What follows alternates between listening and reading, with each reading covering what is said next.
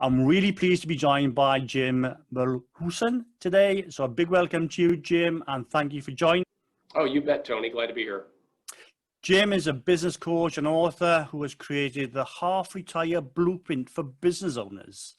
So Jim, please tell us more about you, your coaching business, and the half-retire blueprint that so many business owners can adopt for themselves. Oh, well, yeah, great. I'll try to keep it short. So I've been a lifetime entrepreneur, started a business in college, started another one in law school, and have just owned a variety of businesses over my life and eventually got into mastermind groups.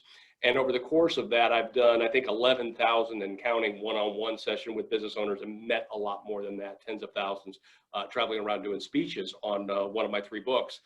And through that, here's what I started to see. Business owners approaching retirement age, and I'm sure you've heard about the silver tsunami of all these businesses. Yeah, very much so. And nobody's wet, are they? There's no tsunami of people selling. And I started to say, why? Why are people not selling their business? And I think there are 3 reasons that people don't sell their business. Number 1 is financial, that they have what's called a valuation gap, meaning, well, when I sell it, I think I'll get X, and I've got X amount of investments, and that's going to yield me X amount of income. And you go, crap, I kind of like the lifestyle that I have. I really don't want to cut my income in half just to not do this business. And it falls into that old saying in the broker's world, people don't sell businesses for money. They sell them because they're frustrated. Yes, yeah, very true. And you take a big financial lump, because the reality is that stream of income from your business is way more valuable than whatever lump sum you're going to sell it for. Correct. For 90% of the people that I deal with, which we'll call them businesses worth less than $10 million. Yep. And so you go, they've got this problem that I can't keep up the pace. I can't do 6 days a week or 70 hours or even 40 hours anymore. If I could keep that income, but ditch the grief, that would be awesome. That's the best of both worlds. And so that's what Half Retire is designed to do. Keep the business, ditch the stress. Number 2 is they don't want to retire. And I think this is why the silver tsunami never happened, is I don't feel that old at 62 or 65, or I've got 70-year-olds that are still going strong, right? I don't want to retire. What am I going to do? There's only so much shuffleboard I want to play. Okay. Yeah. And so they don't want to retire. That's the generation before us wanted that watch, and we don't. And then the last is, I'll call it a transition. I just was on a podcast yesterday for a family business guy, and he helped people transition the business to the next generation. And it could be employees, hear it all the time. My employees have given their lives to me. I don't want to just sell, because statistically, half of them are going to lose their jobs. Yeah. And so we don't want to do that to these key people, right? Or how do I transition it to my kids? They're not quite ready to run this thing. They can't do without me. And so in half retirement, one of the key pieces is what we call Picasso work. And this is kind of how, because we pull a pretty good magic trick. How do I keep my income the same, but cut my work down to, Hall of Fame status is 2 half days a week? So how do you do that, right? That's removing a lot of work equity that you give to the business. How are we able to keep your income the same? Well, that's a good trick. And one of the ways that we do that is figuring out what we call your Picasso work. And if you think about a painting, $1 million painting, what's it take to get that done? And the answer is a whole bunch of stuff. Right? What are we going to paint? Get the canvas, mix the paint, do this. But the only thing that the artist, Picasso, needs to do is touch the brush to canvas and sign it to make it worth $1 million. That's the minimum. And we all have that genius work that only we can do, right? But the rest of it becomes this hairball of junk that we do every day. And then people try to delegate it, and you can't hand off a hairball, right? You've seen it. They pass off and they go, I can't delegate. It gets worse. Myself, right? And then because they're trying to delegate a hairball. And so we're going to untangle that hairball through this process that we call Fever, F-E-V-E-R, 5 steps to get that down just to this Picasso work, which is about 2% of the work you do, okay? It has tremendous value. Let's call it $1,000 an hour, $1,500 an hour work. And if you keep on donating that to the business, it doesn't take much time, but the business keeps that value, and that keeps your paycheck intact. Fascinating. So to expand on that, so how does a business owner set up their business so they can just be the Picasso towards the end, should we say, and putting his mark on that work? Well, so we use a 6-step process, right? The first one is the magnet, meaning if you don't have a good reason that you want to have retire, none of this stuff is going to work because it's going to take some effort. It's going to take change, which is effort by itself, right? None of us want to change. We've got a magic formula that works. I'd love it. You know what every business owner wants, at least everyone that I've ever met, including myself? How do I get dramatically better results by doing absolutely nothing different than what I'm doing today? That's what I want. Yeah. I'm guessing you do too. Yeah. That's not going to work. That's the whole definition of insanity quote, right? So magnet. The second is a key piece that really kind of differentiates some of the other stuff that you've seen out there. You know, you hear systematize your business and everything will be great. And we love systems too, okay? But without mindset changes, you will not be able to have retire. Okay. For instance, we talk about a harvest mindset versus a growth mindset. Your business was here, you know, you were bootstrapping, right? And you did all that work and you got it to here and you got it to here. Well, that's a growth mindset. And all those things that you did, working your butt off, all that, you know, for instance, one of them is the harder I work, the more money I make. That's not a helpful mindset for half retirement. It's the exact opposite of what we're trying to do. And that needs to be rewired. We call it remapping. We got to remap those mindsets. Okay. Step 2. Step 3, we call removing the business owner from the gears, right? That they're a vital gear in the business. We analogy. Do you have Jenga over there? We do, yes. Ever played Jenga? Yes, many times. The Tower of Wood, right? Yeah, that's right. You ever push on a piece of Jenga and the whole tower slides back a couple of inches and you realize, oh my gosh, I about tipped this thing over just touching that piece. That piece is the business owner. It's stuck. You try to remove that piece from the tower topples. We've all felt that way owning a business. That's a very good analogy. I love that. So. Yeah, how do you remove that piece? Okay. Well, if you play Jenga, you know that if you remove this one here and you remove this one here, you wait 5 or 10 turns, that piece that used to be stuck isn't stuck. You've reproportioned it. That's what we do in step 3 that we call the Jenga step. We call this for a reason, right? We're going to slide that sucker out, and we do it through systemization. We do it through this fever process. We do it through finding your Picasso work. Very robust set of tactics and tricks that we're going to use to do that. In step 4, we re-leverage assets, meaning if I'm going to remove 30, 40 hours of your time from the business, that's going to cost money. That's going to actually lower profits. You're doing something important. How do we not make you take a paycheck? I promised you no cut and pay. How do you do that? Well, you've got leverageable assets there. People, machinery, cash, ability to borrow money. You've got lots of assets, business models. How do we re-leverage those and squeeze a little bit more juice out so we can make up for what we're losing in your time input? Okay? That's step 4. And then step 5 is setting the autopilot. How do we set up dashboards? How do we set up a flash reporting system? How do we use culture as manager in your stead to get things done when your eyeballs aren't in the building anymore, right? You never need to worry about stuff going wrong. You're there. How do you make sure that it doesn't go wrong when you're not there? Okay. Well, we do that through culture, through KPI dashboards, lots of things that we're going to set up for the business owner. Step 6, we want to enjoy the spoils, right? We've got a client that this is a Hall of Famer here. He has not set foot in his business for 2.5 years. Really? Hasn't even been there. And you and I would both like to make what this guy makes. Right, I'm sure. It's 7 figures.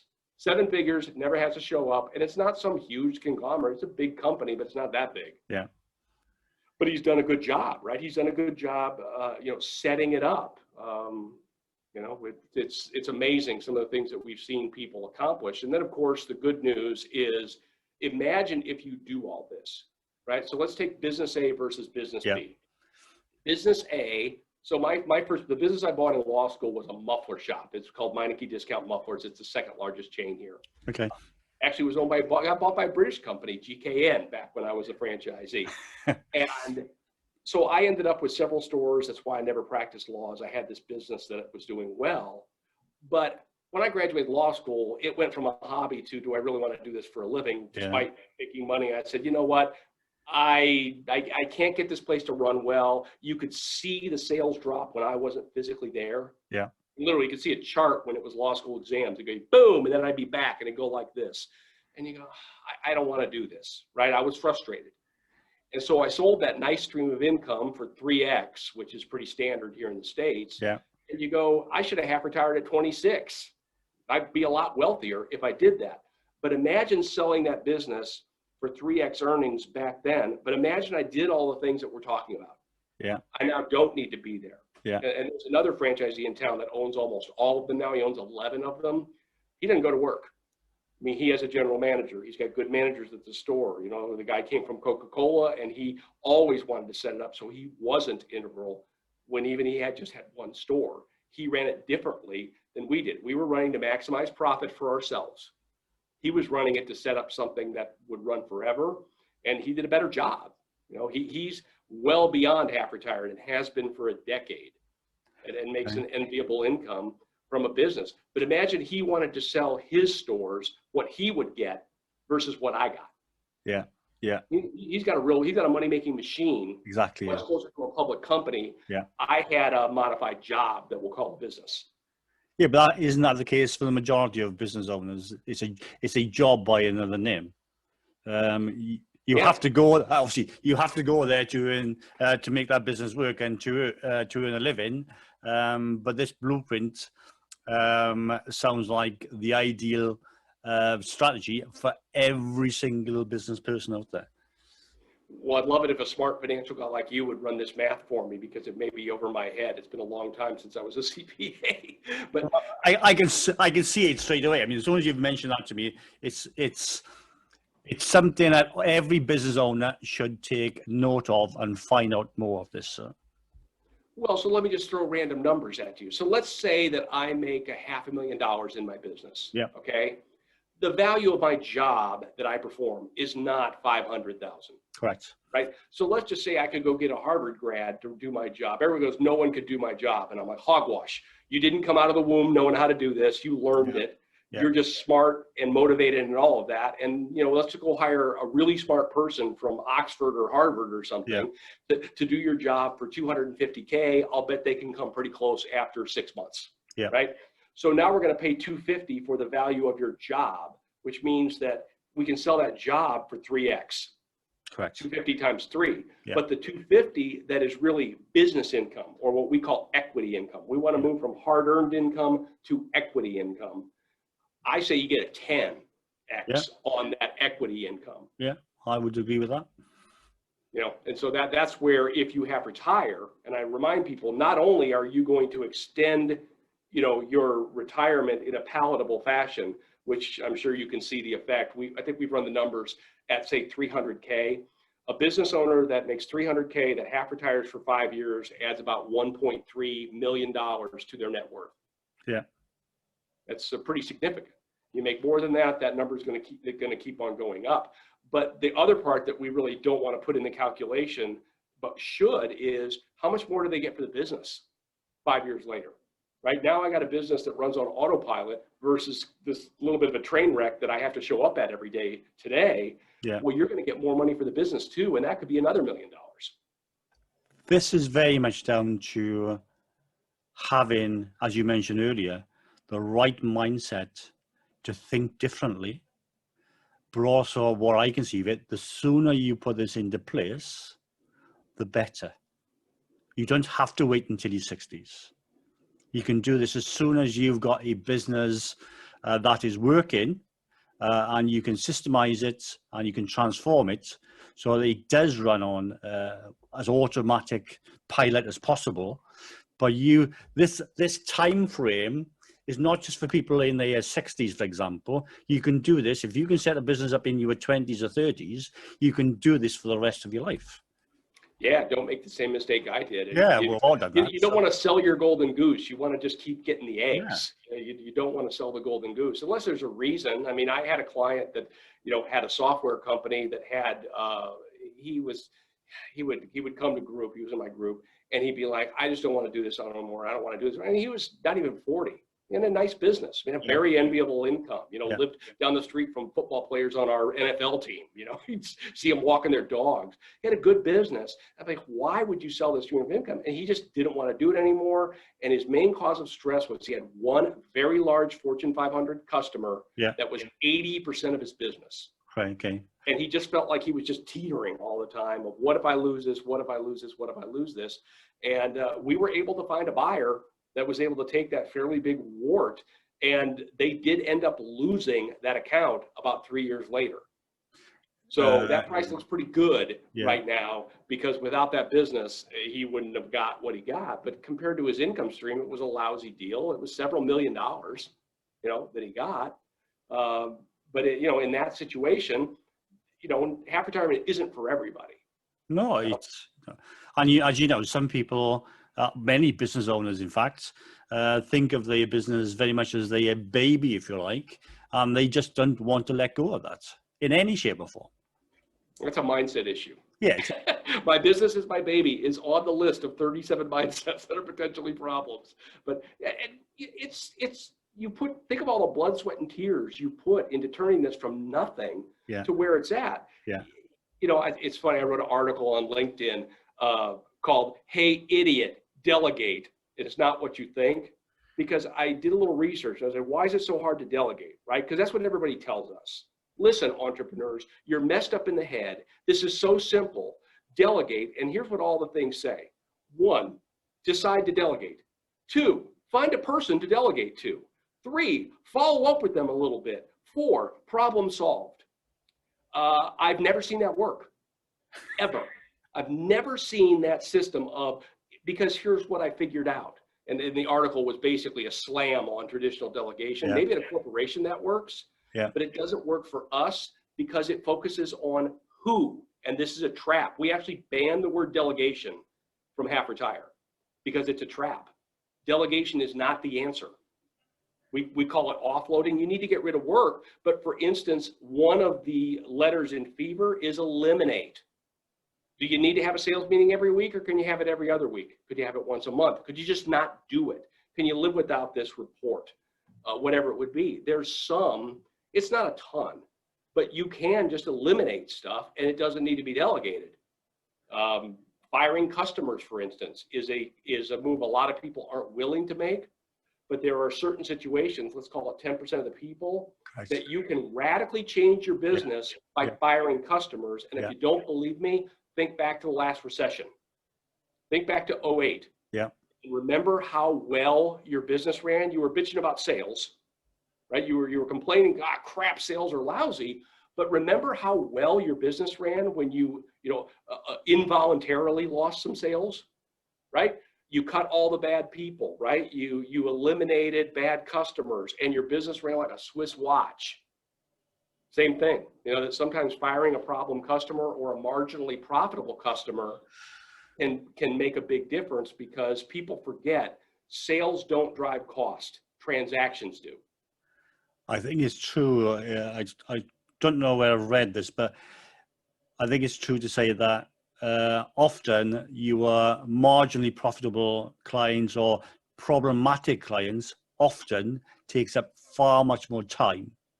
Therefore, this is why it's important to make sure you're only dealing with the clients that are profitable, maybe are less time consuming.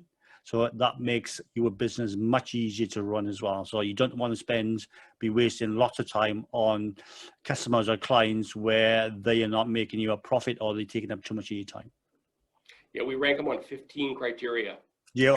Well, because you know what, our human nature ranks them on one criteria. Yeah. How much sales? Correct. We're going to rank them on their profit margin. Yeah. What products they order. Some products are harder to fill. How do they treat your people? Yeah. You ever had I've had, again, 11,000 one-to-ones. I've had good employees that will threaten to quit if they've got to deal with XYZ company. No, I've seen it. Yeah. Right. And so you go, well, I don't want to lose Bob or Mary because the client's a jerk. Yeah. And so now you got to assign somebody else, to do that. Well, maybe they shouldn't be a customer. How do they pay? Right? How good, how solid is their business? Are they going to go bankrupt? I've got a client that sells a consumer product, And there's a drugstore chain that was looking at buying from him. And I'm like, don't sell to them. They're on bankruptcy, run their Z-score. They're at real risk of going bankrupt. Do we really want to extend credit to these people? Yeah, absolutely. Tell me, in terms of the 6 steps that you go through with business owners to go through this half retirement strategy, how long does this take? I mean, is this a sort of 6 months, or is it a 2-year sort of arrangement? How does it work? And the answer is yes to all of those, right? Okay, I mean, so it depends how long you need it to take. Yeah, okay. Yeah, I have we have a client that is a physical therapist. He has a nice business. He's about 30 people. One coaching session cut 20 hours a week off of his calendar. Okay. Now I don't know where he stands in his, half retirement plan. Okay. But sometimes that magic can happen. I've had people, cut stuff like that in a month, 2 months, where they radically reduce the amount of work and the business is still running like a Swiss watch with a lot less of their time. But for instance, I have a client that has a very large business and he wanted to get out of the sales function, but he was the face of the company. Mm-hmm. That's a tough trick, right? It took him over a year to get to a point where he could say, and I disagreed with him and said, hey, Bill, I don't know that you need to get 100% out of sales, 90, 95%. He still wanted to go to work, right? He didn't want to be bored in retirement. I said, I don't mind if you do your Picasso work, right? They had Google. They were building a building for Google. I'm like, you can still talk to Google. I don't think you need to go, no, I'm never talking to Google ever again. That might be a bit much. You can stay the face for the key customers. That's Picasso work. But he was able to literally 100% remove himself from the sales function, but it took a year. But, it depends on everything from how many people you have. We've got people that have one-person businesses. You can still benefit from 60, 70% of the half retired stuff. Yeah, absolutely. Nobody there to offload work to. It changes the dynamic, and you can't really grade it on, this guy has hundreds of employees. The Google guy has hundreds of employees. He's got a lot of people to offload to, should he want to do that. How much of a mess is it right now? If it's a train wreck and you're at the center of everything and you can't leave to go, buy a soda at the gas station without things falling apart, that's a little bit different situation than someone that has a pretty clean running business but just wants to work less. Yeah. No, absolutely. What I can see from what you're saying to me is that I mentioned again earlier is that I think it's definitely obviously it's a mindset thing, but this should be adopted as soon as possible. It should be something that, I know this is not taught in college or university or in school, but this is something you should always go into business with the end in mind.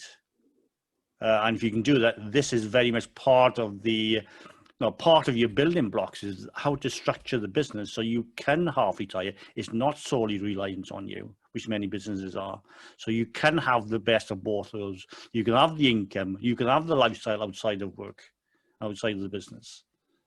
Yeah, and I'm sure that you get frustrated by this more than me, but there's a lot of people that take the ostrich approach, right? I think the majority of the population do that. So. Well, right. It's human nature. Yeah, of course.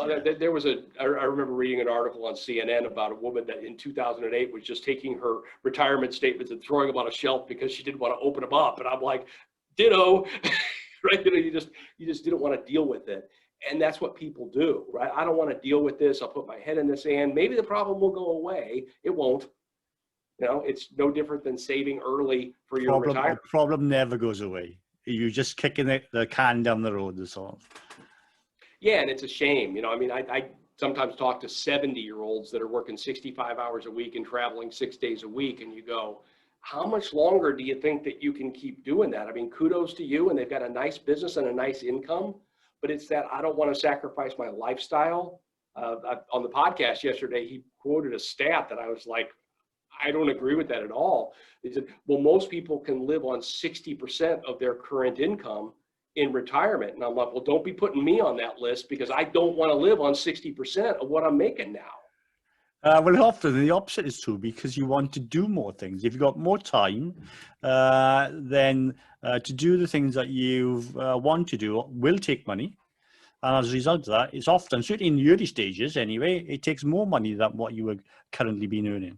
And why? Yeah, If you don't have I to, want why? to enjoy myself, right? Yeah, If I'm why? gonna, it's like let's go on that trip around the world or whatever it is that I'm gonna do to enjoy my retirement. But I can run the math and I make good money, but I don't want to cut it 40%. I can tell you Yeah, that much yeah. without doing much math. Do you work with any particular sectors or industries? Have you got a favorite, or is it you can basically teach this to any business owner as long as they're open to this idea and they've got the right mindset? Yeah, it'll work for anybody, but Yeah, we certainly see a lot of people in construction, yeah, dentists and doctors, yeah, surprisingly. But we have people in manufacturing. I mean, you name it. Engineering, we get a lot of people that are professional service providers, yeah, because their problem is they sell their time for money, yeah, yeah, and that's been hardwired for a really long time. yeah, Of the more I work, the more I make, and getting them to say we need to turn this into a business, not a billing opportunity. It can be really the mindset stuff is the hard part there. But at some point, and dental practices don't sell for jack. I'm just befuddled how little a dental practice sells for. It's an awful deal. Strange. I always thought, certainly in the UK, then dental practices have sold. Maybe not at the moment, but historically they've sold for decent sums. However, I think everything changes over time with that anyway. With regards to the people that go through your half retire system, tell me what you see them as when they first start in terms of their approach to this, and when you see them at the end result, and it's like a eureka moment, probably not at the end, but obviously as they go along, they realize that they can have the best of all worlds if they follow the strategies that you teach them. Yeah, so we've gotten in the habit of promising people that we can find them 4 hours pretty quickly. Okay. We even did a 1-hour webinar for 4 hours now, Yeah. and have no problem saying that we can do that because everybody's got it.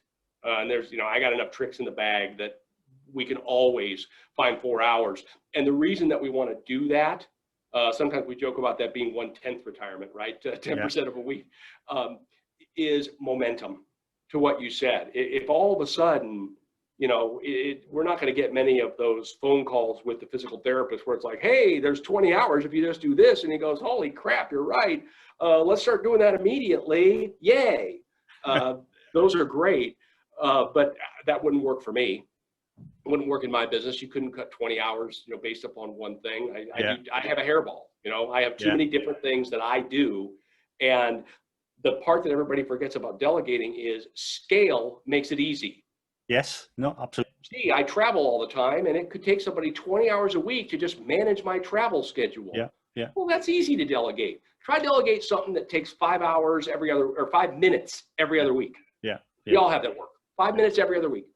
Good luck delegating that. We call it the dog collar. You're just stuck with it.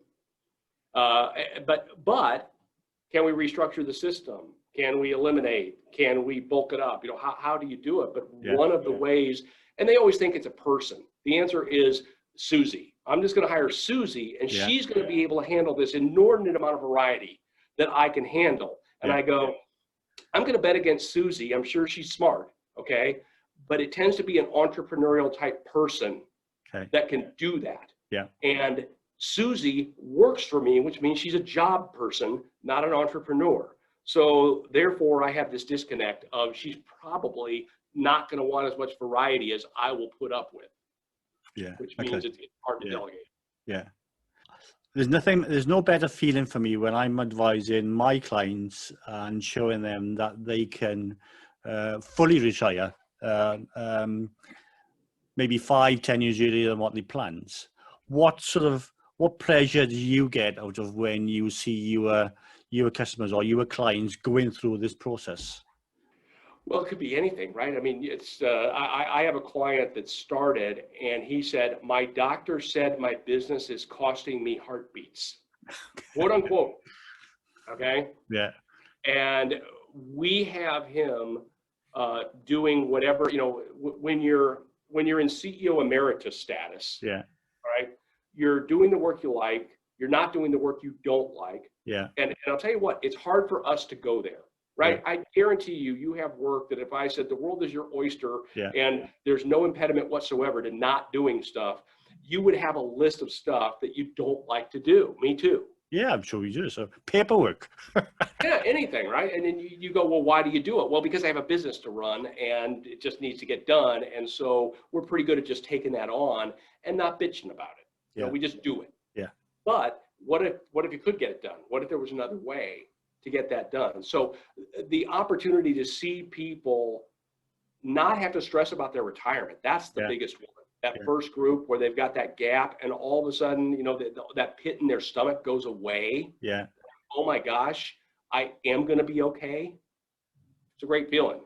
Yeah, and look, it's a similar feeling to what I get. So how many people over the years have you taught the system to? Oh God, I don't even know. I mean, I've been coaching since 2001. Okay. So lots and lots of people, with a variety of, and lots of everything from, family members. We just did a couple of ESOPs where we, have the employees buy the business from the owner. I've got one of the works right now for a software company. So it could be anything, but the real thing is what I call a graceful exit. Yeah. So if someone says, hey, Tony, I'd love to buy your business for $30 million. Yeah. And you could just go like this and you go, half retirement sounded pretty good, but I'm just going to take the 30 million bucks and call it a day. Yeah. And I'll go start another business or do something else if I want to. That's a graceful exit. Okay. But selling your business because you're frustrated and then, opening up this, gee, I wonder if I'm going to be, eating dog food in 5 years. Yeah. Is not a graceful exit. Yeah, but I mean, from your point of view, for people to go through the system, whether they sell it in its entirety or whether they half retire, it's still a win-win, isn't it? They are going to benefit and they have choices where at this moment in time, they are probably going to work in that business until they drop. Correct. Yeah, because most of them are going to sell later. The question is when, right? If they don't have someone that they want to pass it to. To me, the one thing that gets in my craw is I'm on this newsletter list from a liquidation company. All these businesses that just shut down. Once. I remember there was a mannequin business that I saw something on, this large mannequin supplier for tuxedos, and you can imagine that business got hit pretty hard with COVID. Yeah, absolutely. Still, that the exit plan for the business is just liquidate the stuff for pennies on the dollar, and hope you got a little pile of money. That's sad. Yeah. That is not a graceful exit. Or just you hear about it. They just shut down, or we're just not in business anymore. And I've seen it. And you go, I could have got you $100,000 for that business in a week if you would have just rang my phone. Yeah. Someone will pay you for that. You don't need to just make it go away tomorrow because you're that fed up. Yeah, absolutely. One thing I find fascinating, and again, I ask all my guests this question, and you would have seen it yourself with obviously the clients that you deal with, but what does wealth actually mean to you? Well, what is it? The three kinds of wealth, right? Financial wealth, health, and social wealth. Entrepreneurs are terrible about two of those three. They are. They work too much. They don't have work-life balance. The stories that I hear about reconnecting with family, or I've had several people that have problems where, in fact, I've got two women where both of their husbands have retired. And so now they're like, one of them, it's been a couple of years that they promised they'd retire together. She's still working. He's not. So now he's feeling like a nag. It's causing stress on their marriage. I mean, I don't want to say I'm a therapist. My wife's the therapist, not me. But it can save marriages, save family relationships. Now it's, I get calls from people that say, I've missed most of my kids, growing up. They got 2 more years to go in high school, and I'm not going to miss these last 2 years. How do I fix that? Yeah, I think this part of it is underplayed, and it's time that you can't get back. And I think that it's about you and your family, and making everybody enjoy the spoils of the hard work that you put in. But it's got to be obviously a sort of a timing that suits everybody. Jim, in terms of somebody looking to find out more about this system of half retirement, how do they get in touch with you if they want to know more or work with you? So a couple of ways. I would definitely recommend going to halfretire.com, because then you can download the blueprint for free. So Okay. you can get not only the 6 steps, but you can get the detail of those steps just in a download on the site. Yeah. If you want more detail, I think the book is a great way to get it. Okay. I don't know if Amazon UK has it or not. I'm guessing that they do. I'm sure we do, sir. So the book is called Half Retire, Keep Your Business, Ditch the Stress. Yeah. And I talk to people all the time that say, oh yeah, I'm just, working through the book. And I'm like, well, you can do a little better than that. We've got a full-blown training program kind of as, a next step. If people are really looking to get serious, then, you want to, join our membership program or go through one of our boot camps. We have a 6-week program where we'll walk people through, all the gory details of this and really, put a wrench on the bolts, hard and fast. For people, and that's usually done live and local. We partner with people like you or accountants. Right. I mean, that was my next question, because obviously you are based in the States, so anybody outside the States can still take advantage of this, because effectively this principles is still the same wherever you are in the world. Oh yeah, we've got clients all over the world. It's and I'll tell you what, that was surprising to me. I assure you that business people in China or Japan or Australia or Singapore or the Mideast, we all think the same. Our personalities are the same, but the problems are the same. Obviously the Western world's a little bit more developed in how we do business than say China. They're 30 years behind us in some ways. But the mentality of the business owners is identical. The problems with employees are identical. It doesn't matter what culture or what country you're in. All right, fascinating. I will put up all the links in the show notes so people can find those there if they want to get in touch with you. Jim, it's been fascinating to hear your story, and I love the idea of the half retirement. Having the best of both worlds personally would suit me down to the ground. So I'm going to find out a bit more about it. But thank you very much for sharing this with us and my audience. And I'd like to wish you all the best in everything that you do. Thank you. Yeah, appreciate it. Great talking, Tony, and best of luck. All right. Thank you.